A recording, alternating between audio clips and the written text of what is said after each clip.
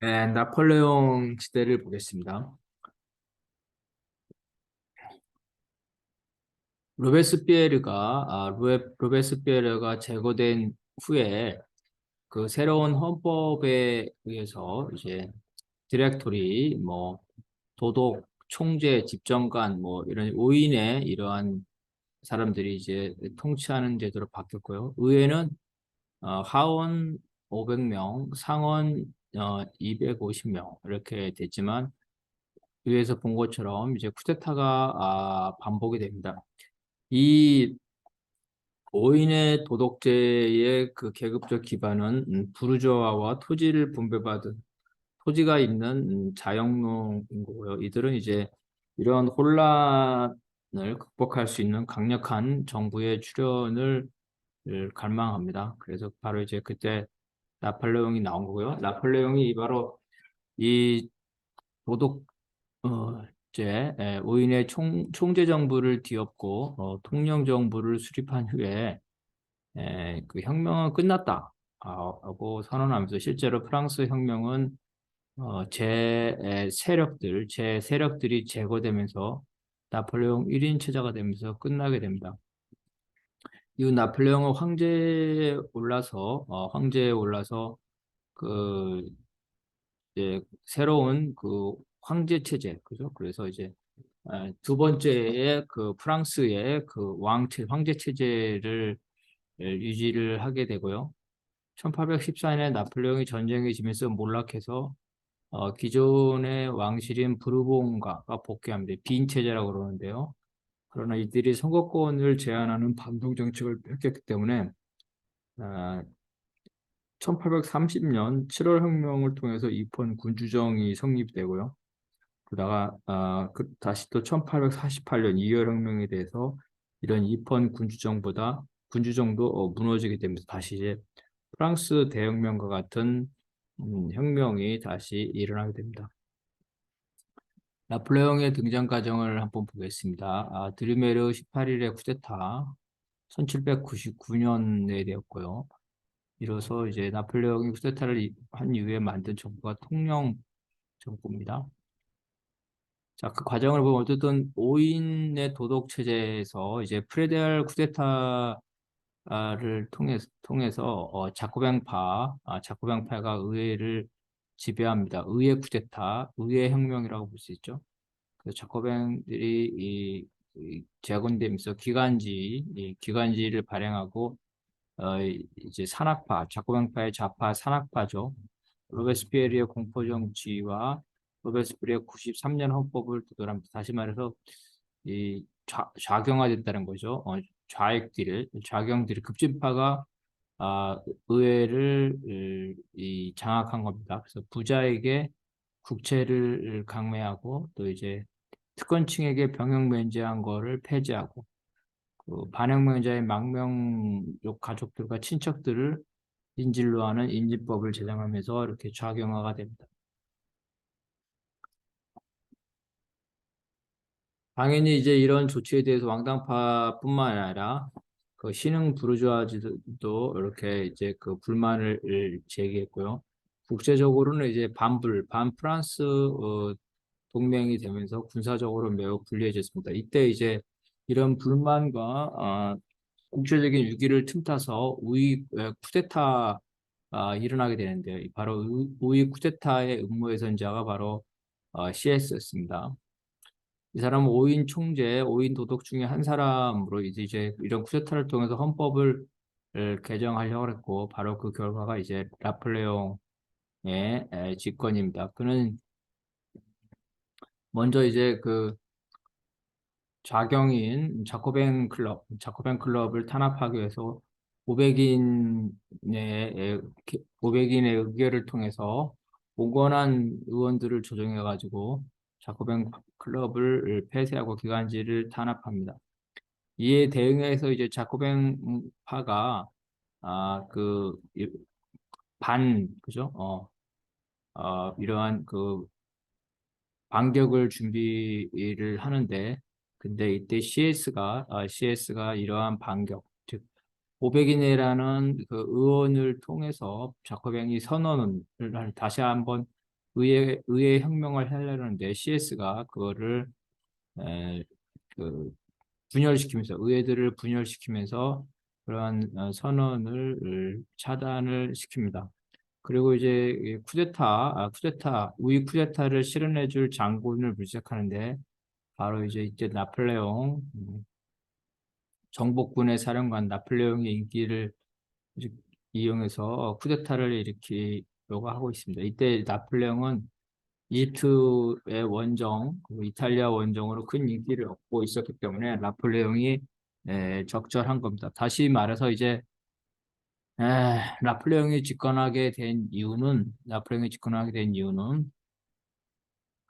왕당파, 그 다음에 온건공화파, 그 다음에 급진공화파 이 세 세력이 번갈아가면서 권력을 가져가다가 이 급진공화파가 권력을 가지니까 이 부르주아들이 예, 이 급진공화파를 제거를 하고 온건공화파의 공화정을 만들기 위해서 나폴레옹을 활용을 합니다. 이 온건공화파는 처음에는 나폴레옹이 이 공화정, 그죠? 공화정, 뭐 요즘으로 치면은 대통령 이런 거를 원했습니다. 임기가 있는 그렇지만 나폴레옹은 이런 온건공화파의 예상을 뒤엎고 종신 대통령에서 그 황제로 올라가고 자기 자신을 가로막는 왕당파, 온건공화파, 급진공화파를 전부 다 제거를 해서 자기 꿈을 실현을 합니다. 자, 그래서 나폴레옹의 이집트 원정을 보는데요. 쿠데타를 결심한 나폴레옹은 그 당시에 이집트에서 전투가 교착 상태에 빠졌습니다. 그래서 군대를 놔둔 채 이제 측근 500명만 이끌고 이집트를 탈출해서 프랑스로 돌아옵니다. 개선 장군처럼 돌아왔지만 이제 이집트에 있는 프랑스 군대는 지휘관을 잃었고 결국 이 고전 끝에 1801년에 항복해서 교육합니다. 어쨌든 그건 이후의 일이고 프랑스에 있는 사람들은 그런 사정을 알 수가 없었기 때문에 나폴레옹을 개선 장군으로 환영을 했습니다. 그래서 나폴레옹이 CS와 함께 계획한 것들은 이제 먼저 이 자코뱅이 의회를 장악하고 있었기 때문에 자코뱅을 제거하는 건데 자코뱅이 쿠데타를 일으켰다는 조작을 해서 이 쿠데타에서 어, 공화국을 방어하기 위해서 나폴레옹에게 파리를 방해하는 사단의 사령관에 취임하도록 원로원의 승인을 받은 후 그 병력으로 도독정부, 총재정부를 전복해서 의회를 해산하고 임시정부를 만들어서 새 헌법을 만든다는 겁니다. 그렇지만 의회에 급진 공화주의 저항이 예상대로 강했기 때문에 나폴레옹은 군대를 동원해서 의사당을 점령하고 총검으로 의회를 해산을 합니다. 원로월은 이제 그 CS의 계획대로 3인으로 구성되는 임시 통용정부제를 공포를 했고 이들이 이제 행정권을 가져갑니다. 그래서 의회는 이제 이런 원로원의 결정을 승인하고 자코뱅파 의원들을 제명한 후에 그 의회는 휴회에 들어갑니다. 그러니까 이게 어, 원로원과 그 다음에 의회와 분리된 겁니다. 그러니까 하원, 상원 이렇게 생각하면 되겠습니다. 그 상원의 조치가 있었고 하원이 그거를 받아들였다. 왜냐하면은 나폴레옹이 이 총칼로 의회를 협박했기 때문에 그렇게 될 수밖에 없었던 겁니다. 그래서 CS의 구상을 보면 독재를 방지하는 권력 구조로 공화정을 수호하겠다는 겁니다.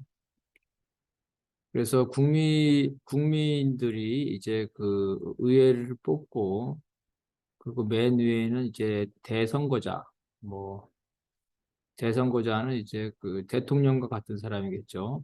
그런 피라미드형의 과두제를 생각한 겁니다. 그래서 최고 행정권이 3명의 통령에게 줬고 외무와 내무를 담당하는 통령이 따로 있었다는 거죠, 각각. 그래서 이제 CS가 처음에 생각한 거는 최고의 대선거자, 뭐 우리로 치면 대통령이라 합시다. 그거는 이제 실권이 없는 국가 원수로서 상정을 했지만 실제 나폴레옹은 CS의 생각과 달리 실질적인 권력, 그래서 강한 대통령이 되고 그 강한 대통령 이후에는 그 황제가 되는 이런 형태로 나아가는 것을 어, 추진을 합니다. 그래서 그런 과정을 보게 되면 CS의 구상대로 나폴레옹 헌법이 제정되고요. 공화력 8년에 헌법이고 그래서 통령 정부가 나오게 됩니다. 나폴레옹은 군대를 이용해서 계엄령처럼 독재 권력을 행사했기 때문에 반대파를 제거하고 하면서 외형상 프랑스의 이제 질서와 안정을 가져옵니다. 입법부는 100명의 호민원, 그 다음에 300명의 입법부, 그 다음에 31명의 상원제, 이렇게 3원제로 구성됐습니다. 그래서 좀 입법부의 이러한 권한들은 점차 감소하기 시작해서 통령, 그중에서 첫 번째 통령, 그러니까 통령을 3명을 뽑는데 최고 선임 통령이 나폴레옹의 권력이 집중됩니다. 여기에 대해서 당연히 이제 왕당파들이 불만이 있고, 왕당파의 불만이 있고, 공화파도 나폴레옹의 1인 독재에 불만을 품고 있습니다. 그래서 이런 나폴레옹 추진은 불안정하기 때문에 나폴레옹은 결국은 이들을 순차적으로 제거하게 납니다. 경제에서도 나폴레옹은 이제 그 은행가들과 결탁, 즉, 은행가들과 정치가 결탁하는 정경유착이 되는데 이러한 은행가들의 부정 축제를 환수시키는 이런 형태 인기 정책을 하고 어, 징세 제도를 좀 개혁해서 프랑스 은행을 설립해서 은행 제도의 개혁을 단행했다고 합니다. 원래 이제 독재 박정희로 보더라도 한편으로는 개혁을 하면서 한편으로는 독재를 하는데 그 개혁이라는 건 자신의 독재를 정당화하기 위한 것으로 보겠습니다. 그래서 1800년에 이제 중앙 집권을 위해서 지방자치 제도를 폐지하고 황제 제도를 가기 위한 거죠. 그다음에 법령도 중앙으로 집권을 하게 됩니다. 그래서 나폴레옹의 이러한 인기와 그다음에 국내 체제의 안정은 민족주의, 국수주의로서 전쟁의 승리, 식민지의 확대에 있었다는 거죠. 프랑스 민족주의, 프랑스인의 영웅이라는 거죠. 그래서 클라우제비치는 전쟁은 정치의 연장이다. 즉 전쟁을 정치의 수단으로 사행했었고 그래서 이제 그 나폴레옹의 영광은 이탈리아의 정복에 유리하고 있었는데 그 당시에 이탈리아가 다시 오스트리아 수중에 들어 있었기 때문에 제2차 이탈리아 원정을 합니다. 이탈리아 원정을 하고요. 그런 사이에 왕당파들이 나폴레옹을 암살하다가 실패한 사건이 일어나는데 이 사건을 이용해서 왕당파뿐만 아니라 공화파까지 제거를 하게 됩니다. 그래서 오스트리아와 조약을 체결을 하는데 이 오스트리아의 전쟁에서 승리했죠. 승리한 이후에는 오스트리아가 이제 프랑스의 왕당파를 뒤에서 지원해주고 있었는데 오스트리아와의 전쟁에서 승리하자 왕당파의 기세가 꺾이고 나폴레옹은 왕당파의 망명자들을 삭제, 다시 말해서 죽은 사람 취급하는 거죠. 루이 16세의 후계자, 프로방스 백작 동생입니다. 루이 16 백사. 많은 이탈자들이 생기게 됩니다. 또 이탈리아와 독일에서도 군사적으로 어, 승리를 해서 이제 평화를 실현하는, 그래서 이제 어, 세계적으로 유럽에서 이제 제일 강자로 되게 됩니다. 그래서 프랑스와 영국과 이제 서로 현 상태, 그죠?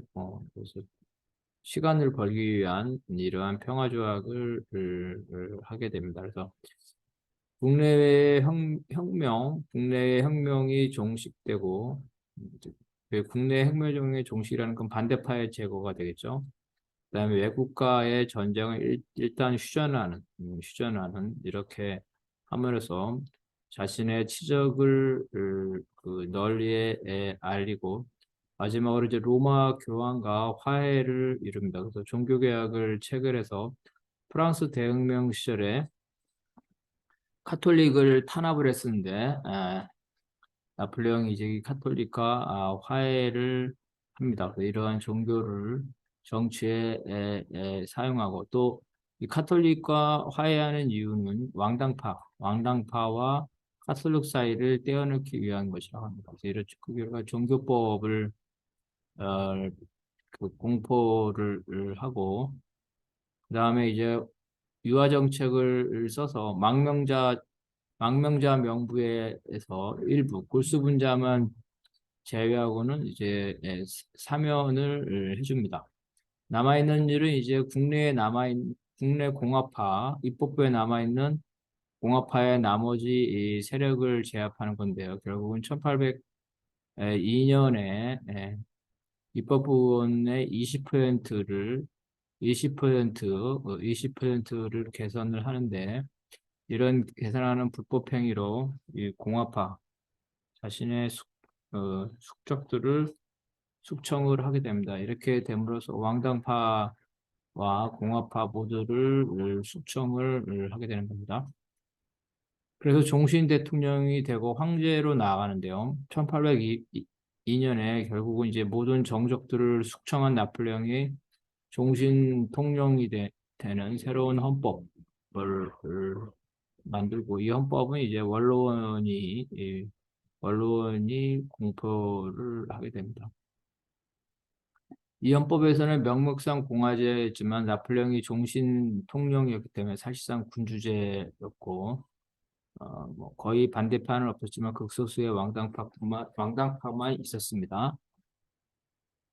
결국은 이제 그 2년 후에 원로는 제1통령인 나폴레옹을 세습 황제로 선포를 하고, 그 다음에 12년, 공화력 12년에 교황이 나폴레옹의 황제 대관식을 주관을 합니다. 나폴레옹의 이런 합법적 정치는 이제 국민투표에 의해서 정치적인 정당성을 얻었고, 나폴레옹의 영웅이기 때문에 그런 인기로 국민투표를 했고, 파퓰리즘이죠.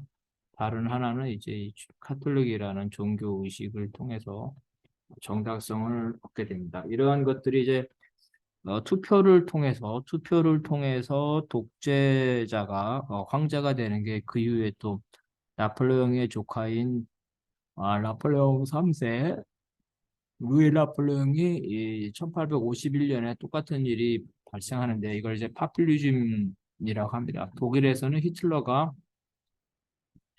역시 투표로 합법적으로 독재자가 되는데, 이와 같이 이 파퓰리즘, 그다음에 영웅주의, 민족주의에 휩싸일 때는 이 선거를 통해서 합법적으로 독재를 할 수 있습니다. 그래서 어, 독일 같은 나라는 직접 선거를 통해서, 국민 투표를 통해서 이러한 나치가 탄생한 경험이 있기 때문에 국민 투표를 불신합니다. 무슨 말이냐면, 국민 투표가 항상 좋은 건 아니다. 박정희의 국민 투표에도 보듯이 국민 투표는 독재자들을 합법화시키는 그러한 경우도 있다는 겁니다.